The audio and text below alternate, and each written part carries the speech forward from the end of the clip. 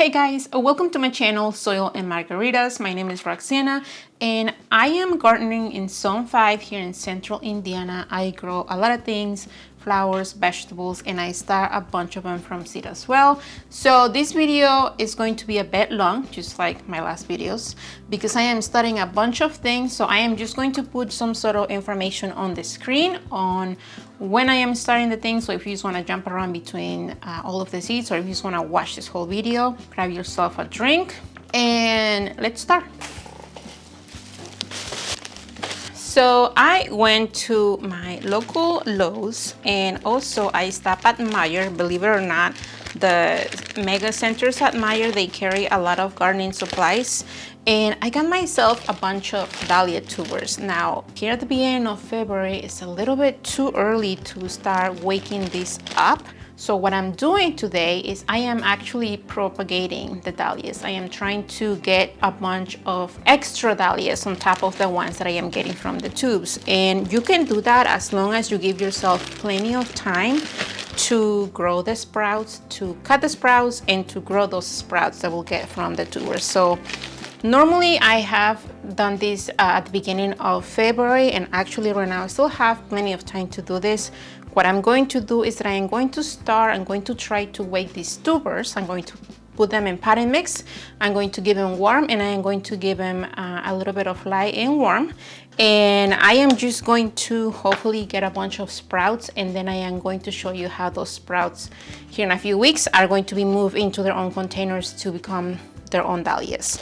And this is a trick that a lot of people use when they're trying to propagate dahlias. There are tons of videos out there on how people do this and how they accomplish this. I'm just going to show you what works for me. I am actually very excited about these two.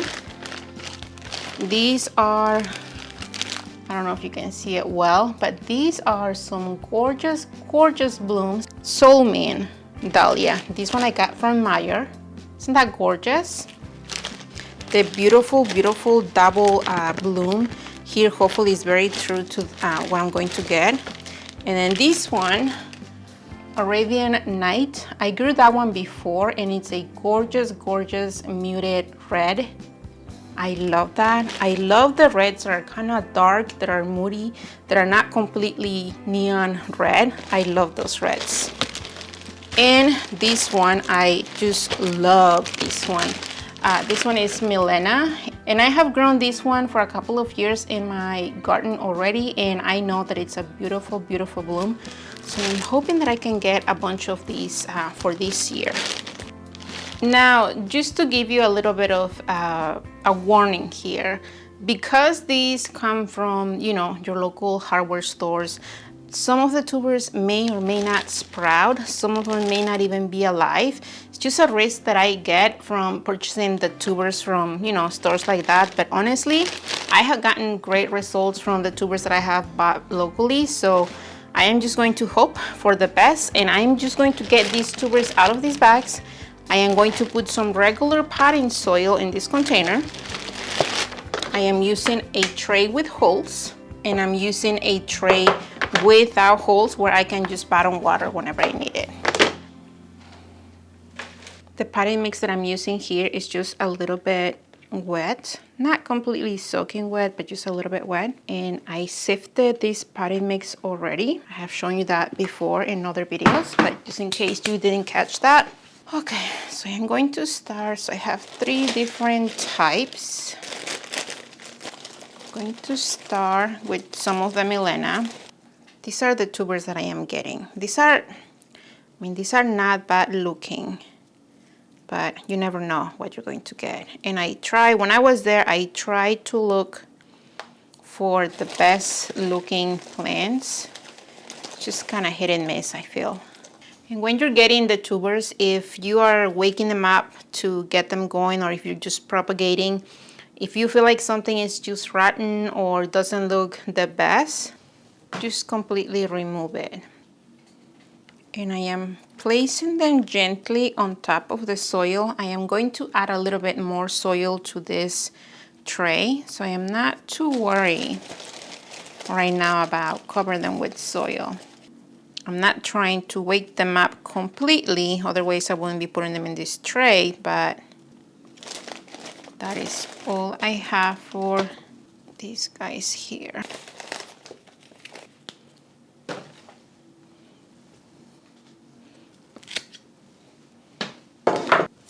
Before I forget, I am going to tag them.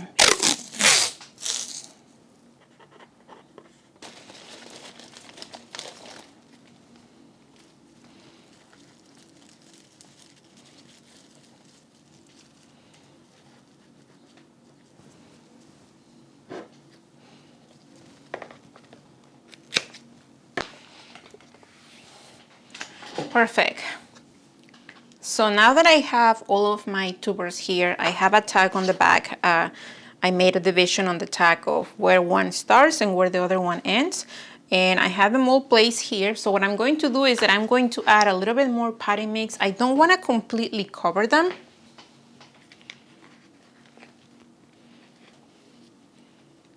But I do want to make sure that the tubers are nice and cozy, that they're touching with the potting mix. Because again, we're just trying to sprout these guys. Again, I have a tray underneath it for where I am going to be bottom watering. And hopefully, we will get a few extra dahlias.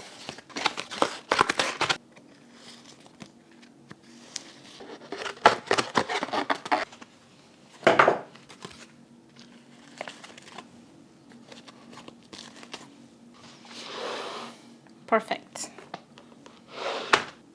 I am going to start two types of foxgloves. I have Camelot Rose, which I purchased from Johnny's. Actually, both of them are purchased from Johnny's. And these two take a little bit to grow. They take about 10 to 12 weeks before your last frost date to get going. So if you are about 10 to 12 weeks before your last frost date and you want to start foxgloves, this is the time that you want to do it. So I am going to get a bunch of them going. The other type that I have is Dalmatian Peach, and they're both amazing varieties. So I am going to try and get them going. I believe that I tried them once my first year, but I can't remember exactly what happened. I know that they didn't make it outside. And I have about 50 pelleted seeds in here. I don't know that I can get 50 plants of these going, but we'll see how many I get. So these guys, according to the instructions on the packet, need light to germinate. So what I'm going to do is that I am placing about a couple of seeds on each little container, and I am not going to cover them.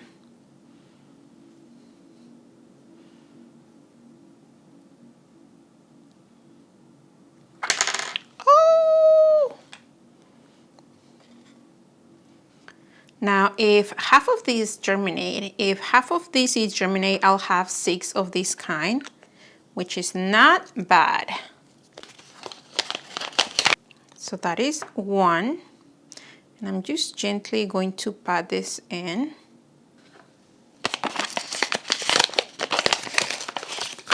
And I'm going to do the same thing for the Dalmatian Peach.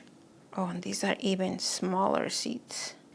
And I know that some people do like the whole toothpick thing to place the seeds.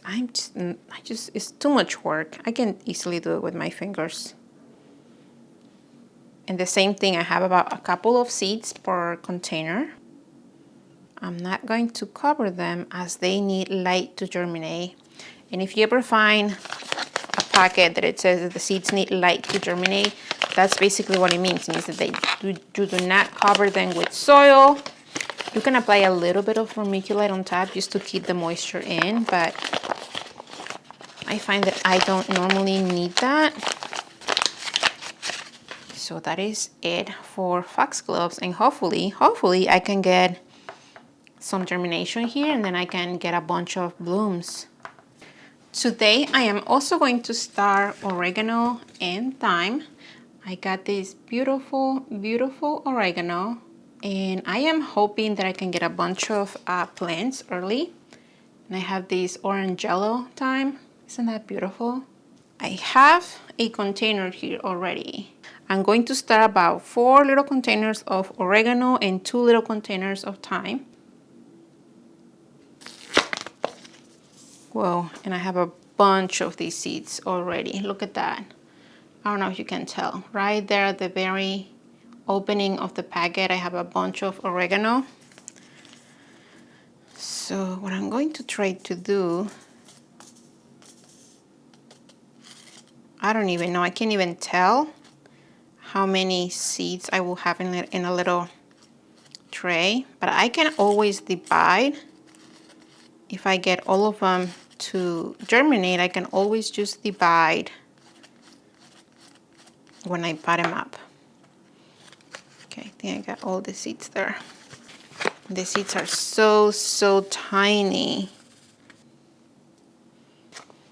And both of these, oregano and thyme, are able to handle the frost way better. Can you see those seeds? They're so tiny. So both of these can handle cold temperatures better. So I can easily grow these and I can get them out early. So I don't have to worry about them overgrowing here inside. And I probably, if I have to guess, I probably have about 5 seeds of the thyme there. And if you're thinking that's a lot of seeds, Roxana, that's a lot of seeds for one little container, yes, you're right. And the reason why I do that, and I do the same thing with my basil, is I don't like these kind of plants. I don't like to have one single plant. They will probably be okay. If I just get one seed there and it germinates, that is totally fine. But I like them a little bit bushy. I like my basil and my herbs mostly to be just bushy by the time that I plant them outside. And I will get that if I plant a bunch of seeds in once. And like I said, if I have way too many seeds, and I do this with basil, I just divide. I do separate them into smaller plants, and that's totally fine. They can handle the division very nicely. I am studying Rudbeckia for the first time, believe it or not, for the first time this year. I have never had them in my garden before. I have never bought the plants, but I am intrigued by them. And from the research that I have done, because I have never grown them before, from the research that I have done, I'm a bit unsure about when exactly or how soon or how late to start them from seed. I am going to try them now because from one video that I watched, this lady had them in a nice warm room and hers took a long time, just as much as the foxgloves inside. So if you have been following my channel, you know that I like to get my plants as big as I can before I transplant them outside. So that's what I'm going for here. And the varieties that I am going to try are 2. I have this lovely Sahara one that I got from Baker Creeks. I love that look. I just absolutely love that combination of the dark center with all of the warm yellows and peaches around it. So I'm so excited about that one. But also I got a cherry brandy from Johnny's that I also love. Absolutely love the color combination of these 2. So if I get these 2 to work together in the garden, I think they're going to be just amazing. So what I'm thinking is that because I have plenty of seeds here, what I'm going to do is that I'm going to start them now because I really want to see how they do starting them this early. But also here in about, I don't know, maybe at the end of March, I am going to start another round of them and see how those do, because I want to make my own records for starting things. And obviously right now I have the time, I have the seeds, so I am going to go for it. And then next year, once I have the results from this year, I can decide when is the best time for me to start these guys. And this is something that, you know, that I hear a lot of people struggle with. When do I start things, especially things that I have never grown before? When do I start them? And I love to try things, especially when it comes to seeds. So if I have the means to keep the plants indoors, I am going to try it, and then I'm going to take notes. Thankfully, I have these videos in YouTube where I can just go back and check the dates. But there are a lot of things that I started the first year that were either a little too late or a little too early, and I have been tweaking the time for me, for my growing conditions here in my room, for when I need to start those seeds again. So I encourage you to just take notes, start the things that you want to start, see how well they do. If you need to start them a lot early next year, or maybe even wait a little bit later. So I have these two varieties here, and I'm hoping that I can get some blooms. I know they're going to be amazing. I just cannot wait. And if you're wondering, I have a couple of seeds for each little container. So fingers crossed that I get great germination. And my last one today is going to be Snapdragons. And I am studying this beautiful, beautiful Madame Butterfly Red that I got from Johnny's. And I am hoping that I can get a bunch of these blooms. I am going to make a couple of batches for Snapdragon. I'm going to make one now, and then I'm going to take those a little bit, and I'm going to take these out a little bit early because they can handle the cold. And the seeds are absolutely ridiculously small. That's plenty. And then I'm going to start another batch maybe at the beginning of March. That way I have different blooming times, hopefully. And as I am spreading the very, very tiny seeds, I'm just making sure that they are kind of separated from each other so that when it comes time to pat them up, they're easier to do. Perfect. And I have plenty of seeds for the next batch, but I also have a different type of Snapdragon, so I think these guys are going to do just fine. So I have everything here in one tray. All of the seeds that I started today, I have them here, and they're going to stay here for a couple of weeks at least until they germinate. And what I'm going to do is that I'm going to use one of these humidity domes, the shorty ones from Bootstrap, and then I am going to keep them here. I think that they have been helping. I'm pretty sure they have been helping in my room. And what I'm going to do before I move them into my shelves is that I'm going to give them a light spray very gently. These seeds are very small. Some of the seeds are very, very small.